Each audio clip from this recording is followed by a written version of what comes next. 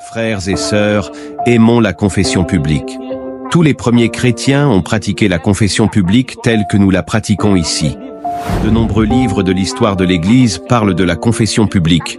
Jusqu'au IVe siècle après Jésus-Christ, la confession publique était la seule manière de confesser les péchés que les chrétiens connaissaient.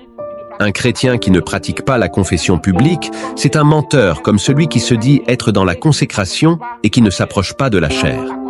Avant la compilation du Nouveau Testament, le livre que les premiers chrétiens donnaient à tous ceux qui se convertissaient au christianisme s'appelait la Didaché. Il a été écrit entre l'an 50 et l'an 90 après Jésus-Christ sous le titre « Doctrine des 12 apôtres transmise aux nations ».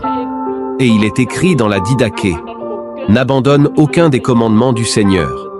Garde tout ce que tu as reçu sans rien y ajouter ni rien en retrancher. Confesse tes péchés devant l'Église et tu n'entreras pas dans la prière avec une mauvaise conscience. Tel est le chemin de la vie. » Une personne honnête qui aime Dieu ne peut pas aller s'asseoir dans une église où la confession publique n'est pas pratiquée. La confession à un prêtre ou à un pasteur est un héritage catholique. Et la soi-disant confession à Dieu dans le secret, c'est un pur mensonge pour tenter de soulager votre conscience.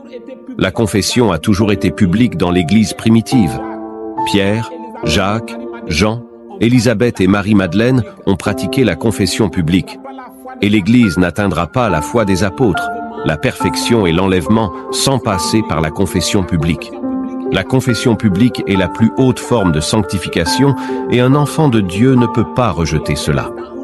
Et dès l'instant où Dieu dit par un prophète que la confession publique est un commandement, tout autre moyen de confession devient caduc et Dieu ne vous écoute pas, sauf si vous vous confessez publiquement.